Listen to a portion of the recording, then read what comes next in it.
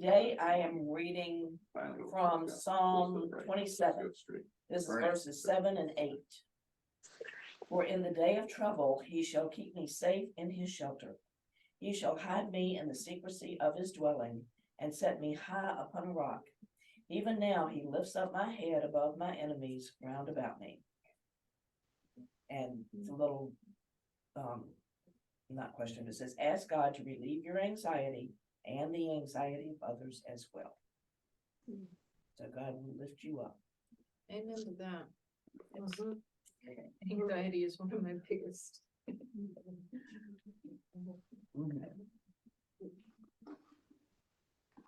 I will apologize in advance. I've been having coughing fits. I haven't had one yet today, so if it hits, I may have to leave the room for a minute or two. I have cough drops. Oh, okay, maybe I'll take one of the Okay. cough drops, because I've used all up in my house. M&M's work. Liar. Chocolate is the remedy for everything. Yeah, chocolate. It also relieves anxiety. That's sugar. Sugar is the universal relief. But the really good chocolate doesn't have a lot of sugar. Thank you. Okay. Watch out if it's one of those that explodes in your mouth after you eat a little bit of it. No. I have, Well, it's called center. since we were 9 years old, and we still get together for lunch. We got together for lunch in Carytown. One of the twins likes Carytown, and which requires to stop by With a love of chocolate. bingo. I love That's where that Jeff place. gets me my Christmas candy. Yeah. I get my Cadbury. Oh, okay. Cadbury's. Next level. Oh, okay. Can you text me that? Yeah. Okay, wonderful. Okay, What is it? It sent it to me also. yeah. It's called Safe Tussin PM. It's a cough and chest congestion. It helps. Right. Just the sinuses and all Oh, if that. it's got a decongestant, I can't. And I've been like, I'm in a problem all year, really. Just take some Benadryl, you'll wake up on Wednesday. I love it. I love Benadryl, man. At night, well, we just take a slug at night. Well, Yeah. Hi, Nancy. Sometimes. Good morning. Morning. Oh, another plug. Nancy and I went to see the book of Clarence. Yeah. It's worth seeing. It's set in biblical days. Clarence is an interesting character, you know, one of these guys that just can't get ahead. And one of his ideas to get ahead is to become the 13th apostle, because his twin brother Thomas is one of the apostles. So he goes to Thomas and says, And that hey, went well. let me into the club. So that's just, you need to go see it. It is worth seeing. I don't want to give it away. The Book of Clarence. So where is it? Oh, Well, I mean, at it's the all movie over. theater near Yeah. you. Okay. Oh, it's a We movie? saw it at the Commonwealth Yeah. 20. It's a Oh, movie yeah. in the theater. Yeah, it's a movie in the theater. It's playing With now. popcorn. Okay. Okay, Yeah, we just saw it last Sunday. and The Chosen, if anybody is looking for Yeah, a we're good watching Netflix, that. I Watching think it's that. really good. Yeah, we're on season 2, I think. Yeah, I think they just came out with the 4th season, right? Yeah, we're catching up slowly. Yeah. Yeah. But we've been. It's on Prime Video too.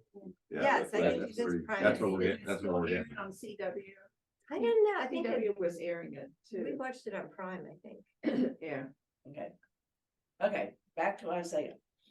I hope y'all are enjoying this more than I am. No, so, Let's get through chapter 26 real quick. and then- Remember well, what I said at actually, the I'm beginning of hoping the to get year? through 27, because we did Sometimes you 24 have last to week. stop. Oh. That's what I figured. 24 through 27 Got it out. is a separate unit. Yes. It can be called a little apocalypse, added at a much later date, perhaps in the 6th century. Chapters 24 through 27 continue to maintain the dynamic of chapters 13 through 23 as they interweave warnings about judgment on the world with promises of restoration for the world, just as chapters 13 through 23 interwove warnings about disaster for individual nations with invitations to those nations to seek Yahweh. At the same time, the section begins from the fact that ending grief will issue from God's taking action to put down the oppressors who generate war and cause the grief. It presupposes God's fulfilling the promise to destroy the great imperial capital. It will be this act that shows Yahweh to be a refuge for the needy and a shade from the heat. And yeah, this is at least a century and a half later after Isaiah, the son of Amos. So, And my Bible makes a note that these chapters were written in the 5th century BC. So that would be the 400s. yeah, So who knows? right. But either way, it's Right, written. the point is, it's this is considerably, one of the later writings. yes, considerably later than the rest of Isaiah 1. Yeah. And we know that Isaiah 2 and Isaiah 3 are later, so I'm not sure why this got. What was put that there. email you sent? Somebody. Oh, sent- Isaiah in 100 words. Yes, right. Yeah, yeah, so it's from the. Maybe we could study that. I like that. I know, every time I do Isaiah, I think, next year we'll do something happy. We will.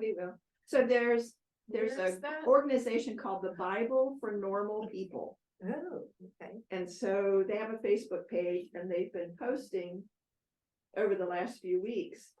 They've been doing the Old Testament books in 100 words, giving a summary of each of the books in 100 words. So you, by reading it, you get the gist of what each of the Old Testament books is about. So anyhow, so you can look them up on But Facebook. you lose so much. Well, well, you can go back and get that. I'm not I know, saying. I know. Well, It's just- maybe you're not a normal person. Not for the As Old you said, Testament, I The just, Bible yeah. for- All right. Okay, so that's about the whole unit. In terms of chapter 25.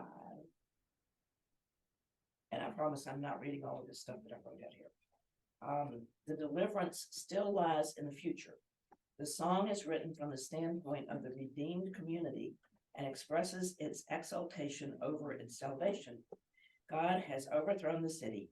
Its inhabitants will stand in awe of him. He has been a shelter to his distressed people when the blast of the violent has beaten on them like a winter storm.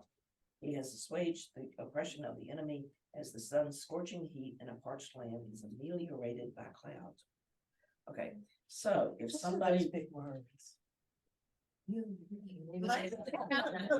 Mine doesn't have those big words. okay, if somebody would read Isaiah 25 verses 1 through 5, I could do that. okay? And this is from the Living Bible. O Lord, I will honor and praise your name, for you are my God. You do such wonderful things. You planned them long ago, and now you have accomplished them, just as you said. You turn mighty cities into heaps of ruins. The strongest forts are turned to rubble. Beautiful palaces in distant lands disappear and will never be rebuilt. Therefore, strong nations will shake with fear before you. Ruthless nations will obey and glorify your name. But to the poor, O Lord, you are a refuge from the storm, a shadow from the heat, a shelter from merciless men who are like a driving rain that melts down an earthen wall. As a hot, dry land is cooled by clouds, you will cool the pride of ruthless nations.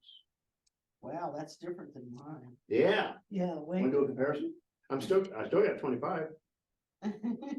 It's still Isaiah.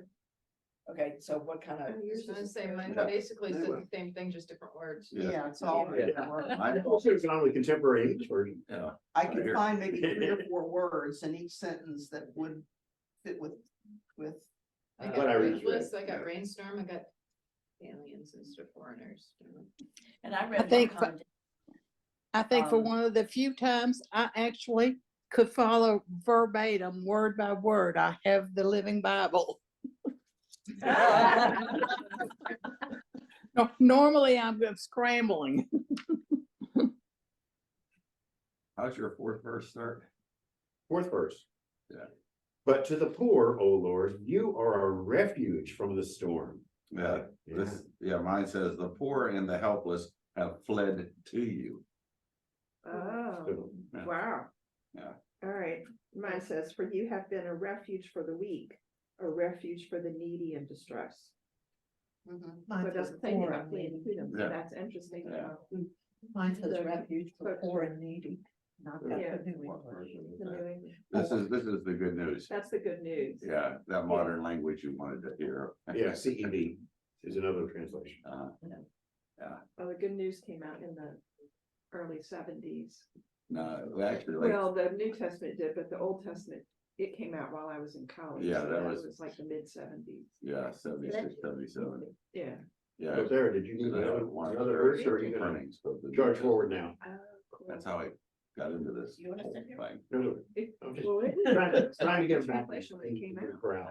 Because it was the first- She's a teacher, she knows how to do that. 1970, I was handed a copy of the New Testament, Of the good- just printed. Yeah, cool. Very interesting. That's a very different perspective. This is, it's supposed to be an actual translation as opposed to a paraphrase or interpretation. Right, it is. Yeah. One of my college professors was on the committee that translated the Old Testament. The New Testament was done by one guy. Anyway, Okay. because it's easy to read. It is. Yeah. These files are thus. When somebody read verses 6 through 12, I can do that. okay? On this mountain, the Lord of hosts will make for all peoples a feast of rich food, a feast of well-aged wines, of rich food filled with marrow, of well-aged wine strained clear. And he will destroy on this mountain the shroud that is cast over all peoples, the sheet that is spread over all nations. He will swallow up death forever. Then the Lord God will wipe away the tears from all faces, and the disgrace of his people he will take away from all the earth. For the Lord has spoken. It will be said on that day, lo, this is our God. We have waited for him so that he might save us. This is the Lord for whom we have waited. Let us be glad and rejoice in his salvation. For the hand of the Lord will rest on this mountain. The Moabites shall be trodden down in their place as straw is trodden down in a dung pit. Though they spread out their hands in the midst of it, as swimmers spread out their hands to swim, their pride will be laid low despite the struggle of their hands. The high fortifications of his walls will be brought down, laid low, cast to the ground, even to the dust. So much for loving your enemies. Yeah, exactly. Yeah, so much for Moab. Well, the interesting thing to me was, They got cut reading above that Yeah. in Bowling, he leaves out the dung heap. Okay. He says, Moab will be trodden down in its place like the treading of straw at Madmenah. It will spread out its hands in midst as a swimmer. Now, how many people in this room know what Madmenah is? Not a clue. Never Where's heard of that? it. It's verse 10. Yeah. Every other translation I saw had dung heap. Mine says, Mine says Or trample down in cesspool. manure. no, mine says trampled down the way straw is trampled in manure. Yeah. Right, Right. okay, And, And so, mine says midden. MIDD. okay, mine's MADMENA. Well, I mean, this is Yeah. Golden Gate. Uh-huh, and But I- you're looking at the New English Bible and yours has a different word, midden. midden. Which might be some kind of British word, Yeah, it because says that's a in- British translation. basically it's talking about a cesspool. Right, Yeah. yeah, it's so, talking about a cesspool. so it really loses that emphasis when you Yeah. don't use, I like cesspool. Cesspool, I know what it is. I mean, they Yeah. could have used that word. I would have been good with it. yeah. I can understand manure too. Yeah, but- All kept in a little bit of that. Of animal life. By human beings in the past. That's like- Okay, y'all, listen to what Susan just said, in terms of mid, Midden definition in the Cambridge English Dictionary is a heap or a large pile of animal waste or waste thrown away by human beings in the past. It was customary for dung and bedding to be rotted for up to a year in a midden before spreading it on the land. right. There was also a very old expression that you would marry a midden for month. Have y'all ever heard that one? Say that What's again. that? You would marry a midden for muck.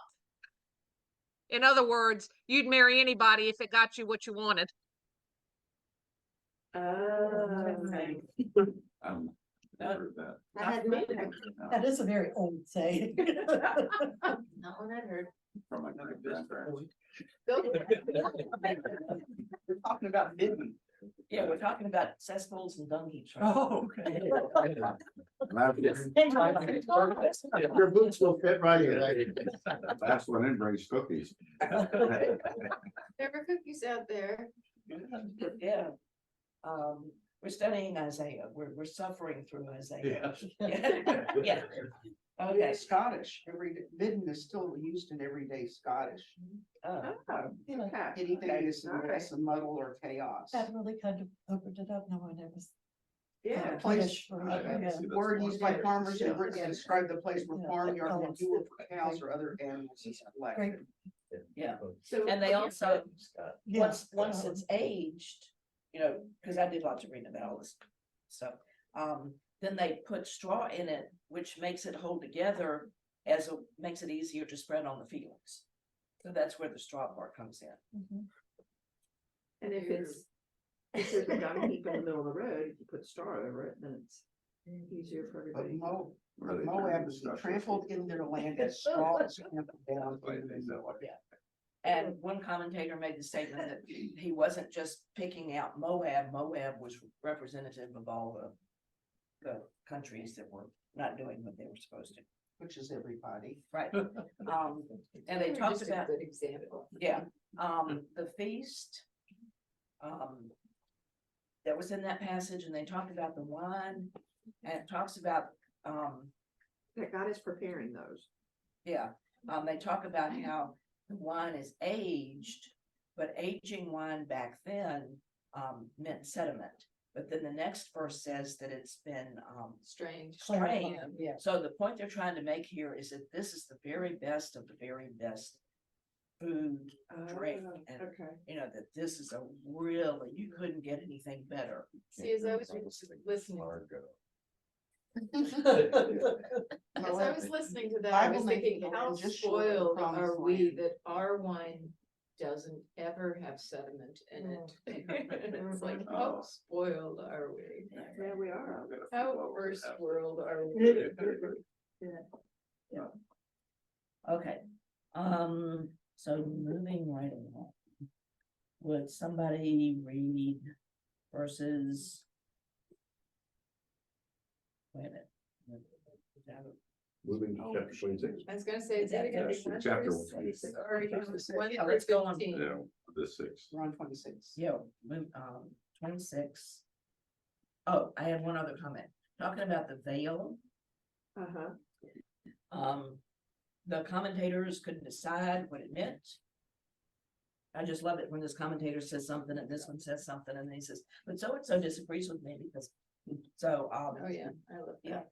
So let me read what all these folks are saying here. The What veil, verse? and of course, this commentator is coming from a Seven. very Christian standpoint. Verse 7. So,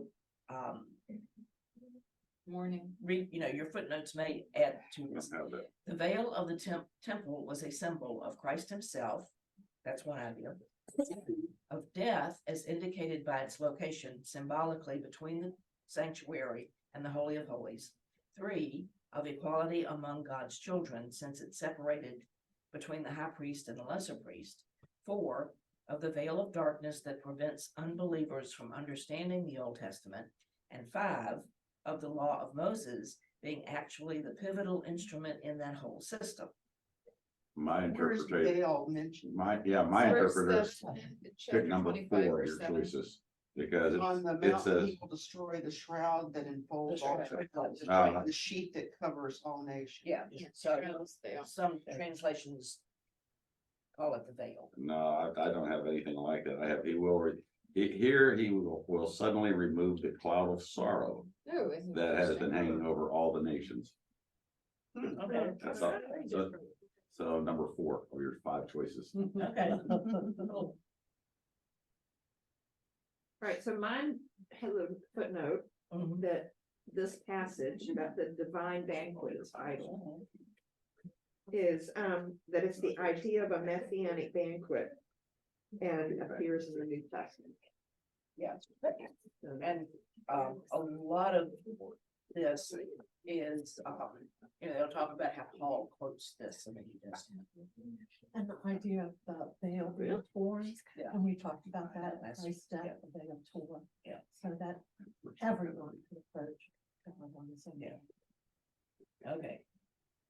First Corinthians. Sarah, something an observation I wanted to make, when you read something like this, which seems a little antithetical to perhaps to more modern ways of thinking, but it does make me wonder about the current conflict in the Middle East. This idea that, the Moabites will be trodden down in a dung heap. When you think about nations that are at war. Yeah. I see some echoes of this kind of thinking, perhaps, in Mhm. our current day situation. Yeah, the more things change, the more they stay the same. Yeah. Right. Okay, if somebody would read, we're moving into chapter 26, verses 1 through 6. I guess I can take it. Okay. Okay. A day is coming when the people will sing this song in the land of Judah. Our city is strong. God himself defends its walls. Open the city gates and let the faithful nation enter, the nation whose people do what is right. You, Lord, give perfect peace to those who keep their purpose firm and put their trust in you. Trust in the Lord forever. He will always protect us. He has humbled those who were proud. He destroyed the strong city they lived in and sent its walls crashing into the dust. Those who were oppressed walk over it now and trample it under their feet. That's it. 6, right? Mhm. Okay. Mhm. Silence is golden. I like the feet trample it down, it's kind of going back to the old muck. Yeah. You know, the Yeah. bitten kind of a thing, where now it's the poor are, trampling the newer people. Well, what they Yeah. should have added, the last part, they should have said, and trample it under their feet and pick the straw out from between their toes. I'll add that. Glad I didn't have a full mouth. Yeah, there you go. Next. Okay, so a comment about chapter 26 as a whole. In several respects, 26 parallels 25 and so reinforces its message. 1, no other scripture in the Old Testament surpasses this in providing comfort for God's people in time of distress by a contemplation of future blessings. Did that sound good to you? That sounds nice. And no other passage in the Old Testament surpasses the definite promise of a bodily resurrection of the righteous dead. We haven't got to that verse yet. So the chapter may be divided, a contrast between 2 cities, which is what Bernie just read, and a song which is a complicated melding of lament, trust, confession, praise of God, and comment regarding the wicked. Okay, so if somebody would read verses 7 through 19, that's what you're looking for. It's a song which combines lament, trust, confession, praise of God, and comment regarding the wicked, verses 7 through 19. I got that. Okay. The way of the righteous is level, O just one. You make smooth the path of the righteous, in the path of your judgments. O Lord, we wait for you. Your name and your renown are the soul's desire. My soul yearns for you in the night. My spirit within me earnestly seeks you. For when your judgments are in the earth, the inhabitants of the world learn righteousness. If favor is shown to the wicked, they do not learn righteousness. In the land of the uprightness, they deal perversely and do not see the majesty of the Lord. O Lord, your hand is lifted up, but they do not see it. Let them see your zeal for you, people, and be ashamed. Let the fire for your adversaries consume them. O Lord, you will ordain peace for us, for indeed all that we have done, you have done for us. O Lord our God, other lords beside you have ruled over us. What? I wanted you to stop it. No, you said through Yeah, 19. you said 19. Okay, never mind, sorry, keep going. But we acknowledge your name alone. The dead do not live, shades do not rise, because you have punished and destroyed them, and wiped out all memory of them. But you have increased the nation, O Lord. You have increased the nation, you are glorified. You have enlarged all the borders of the land. O Lord, in distress they sought you. They poured out a prayer when your chastening was on them, like a woman with child who writhes and cries out in her pangs when she is near her time. So were we because of you, O Lord. We were with child. We writhed, but we gave birth only to wind. We have won no victories on earth, and no one is born to inhabit the world. Your dead shall live, their corpses shall rise. O dwellers in the dust, awake and sing for joy. For your dew is radiant dew, and the earth will give birth to those long dead.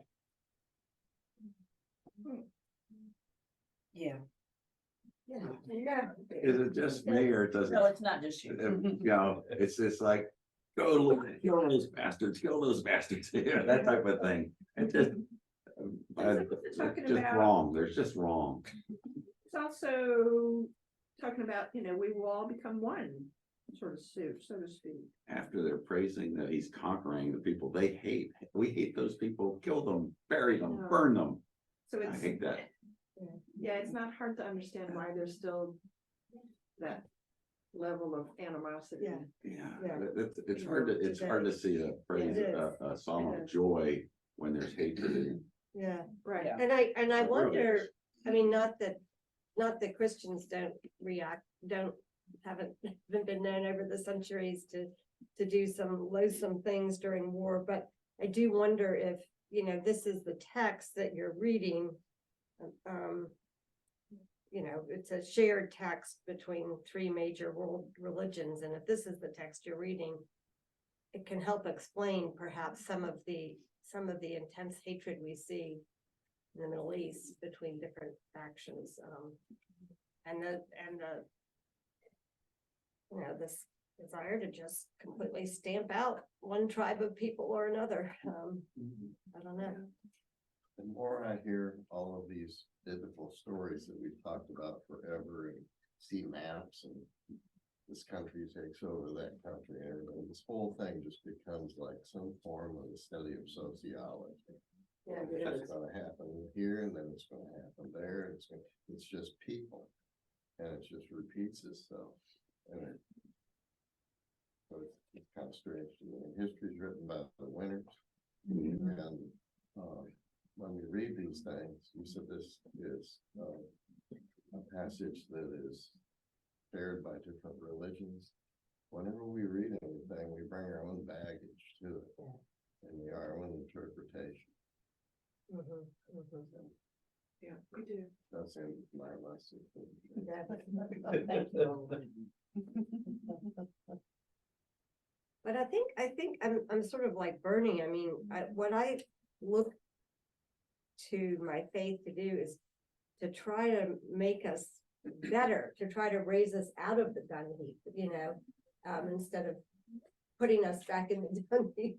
And that's what I struggle with Isaiah, is I feel like he just keeps putting us back in the dung heap instead of helping us to think about a different way of thinking, a better way of thinking.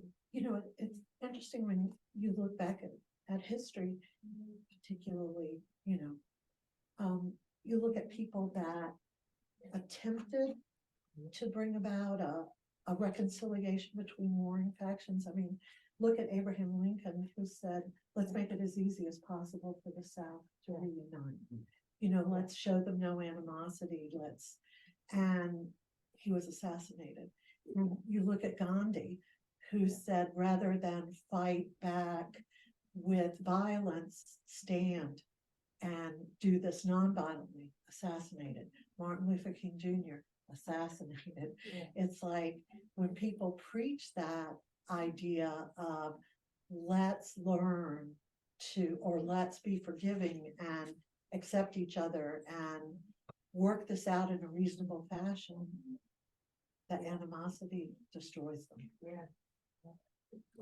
But they leave a marker in history that some things were done, things were accomplished Mhm, through that, you know, mhm. hopefully an evolutionary mark, you know, it's inspiring. Depends on which way things swing and for how long. Yeah. Okay, someone would read.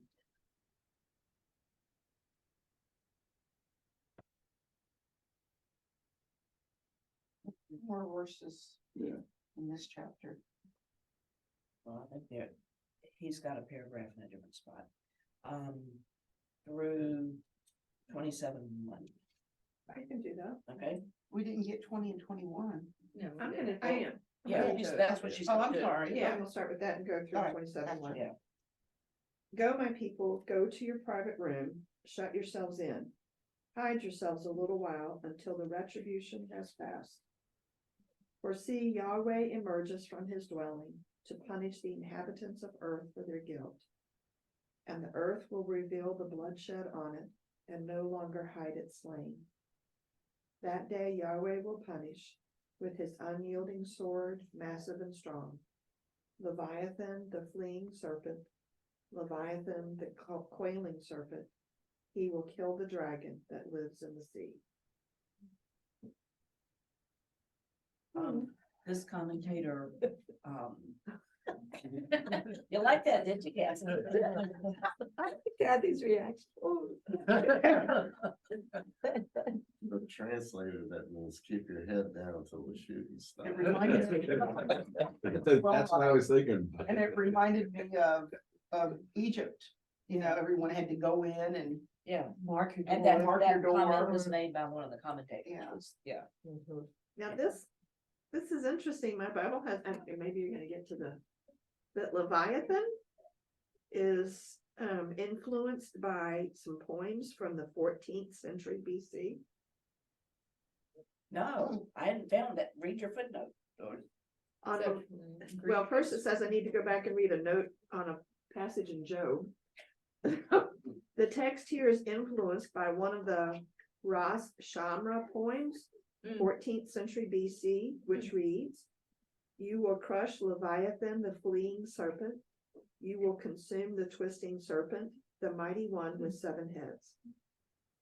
So it's pulling from historic, I mean, you know, Yeah. probably, a lot of yeah, them but probably from like verbal tradition at that point. So Yeah. it's like, it's But probably. even so, I mean, this says it's Yeah, from oh, yeah, 14th wouldn't- century. yeah, they wouldn't have known. So what it the was from. It 1300 would've been correct BC, for and them. we're up in the Yeah.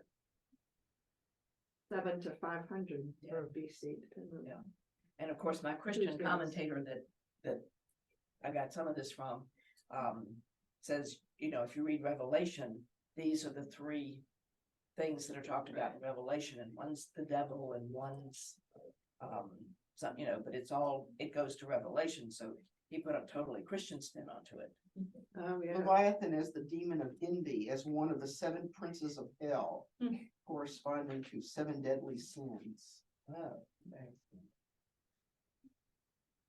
I guess, you know, it's like, I'm coming back and it's like, I was listening and gestating on what you guys were all saying about the, you know, about the war and about the trampling down your enemies and stuff. And I was like, yeah, but Isaiah, you know, for the several last chapters has been like totally dissing on his own people. Plus they've got, the enemies are coming in from within. This is saying in this last chapter that they're going to conquer the people that are coming in to put them down, that they're going to come out of this period of subjugation and be able to lift themselves up. That's the inspiration I see in this. And it's like, and I don't think that we need to be looking, I don't think that that particular chapter is something that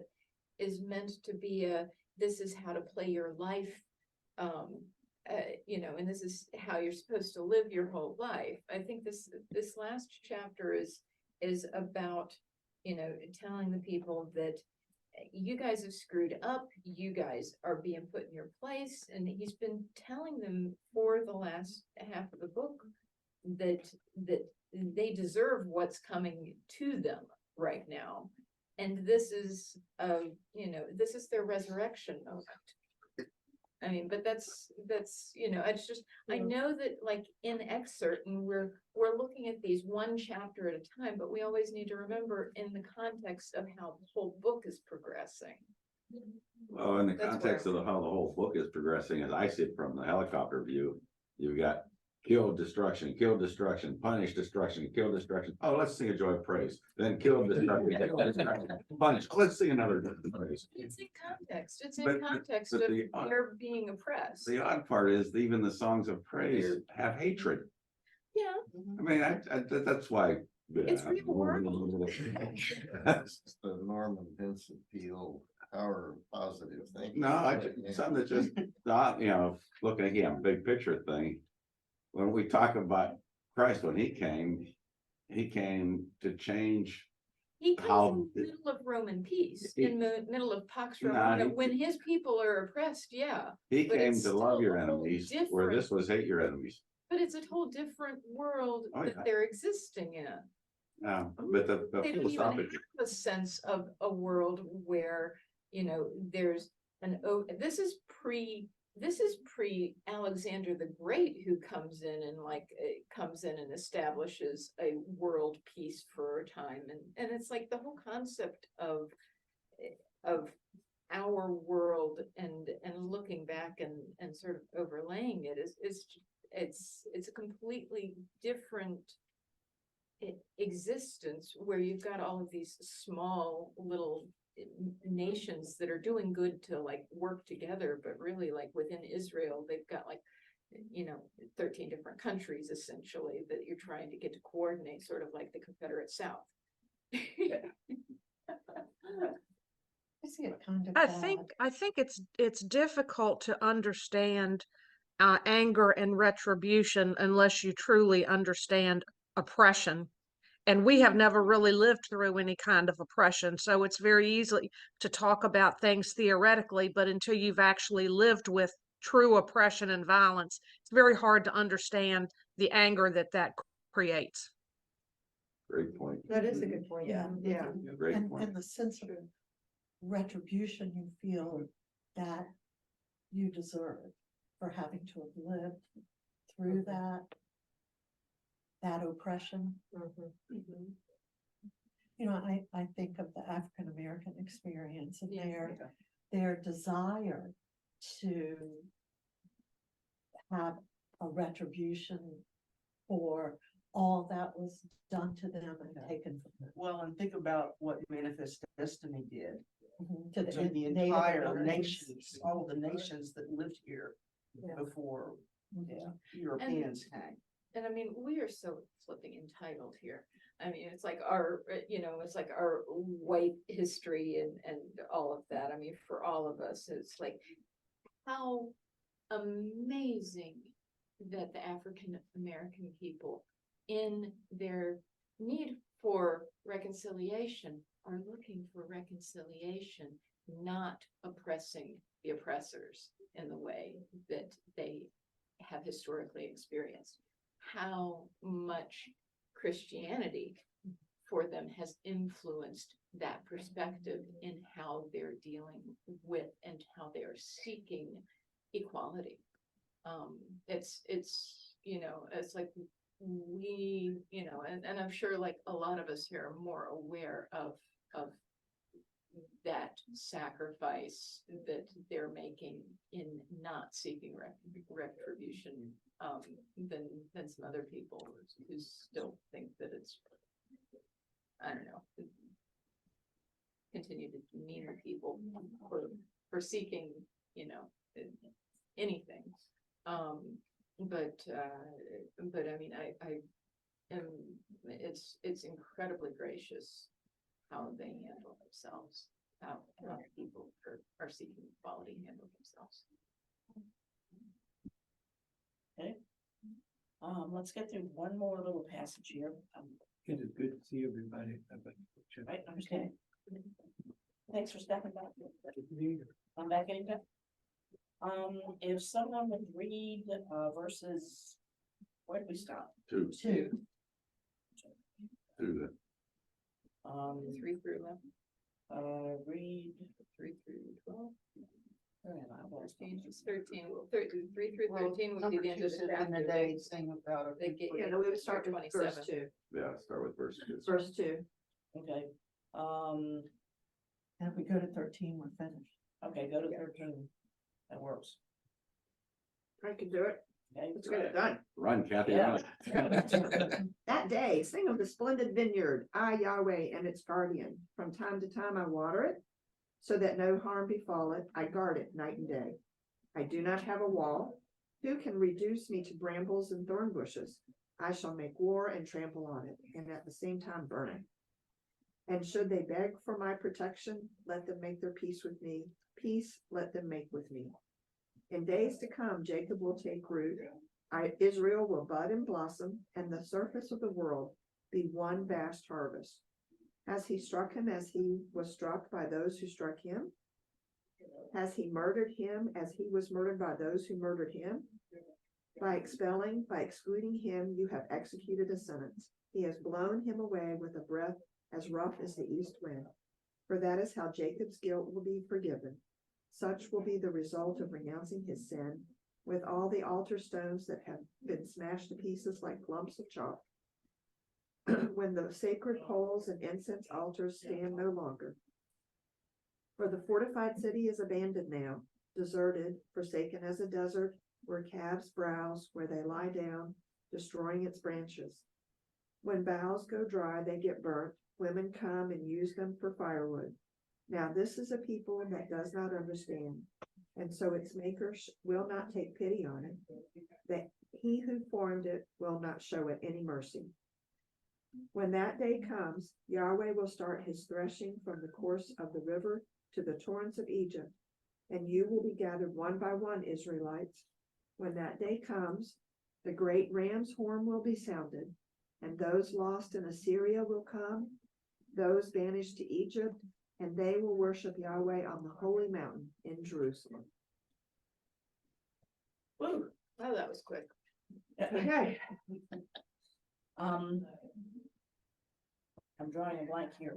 The cities that are referred to here, to this day, Nineveh and Babylon are still in ruins.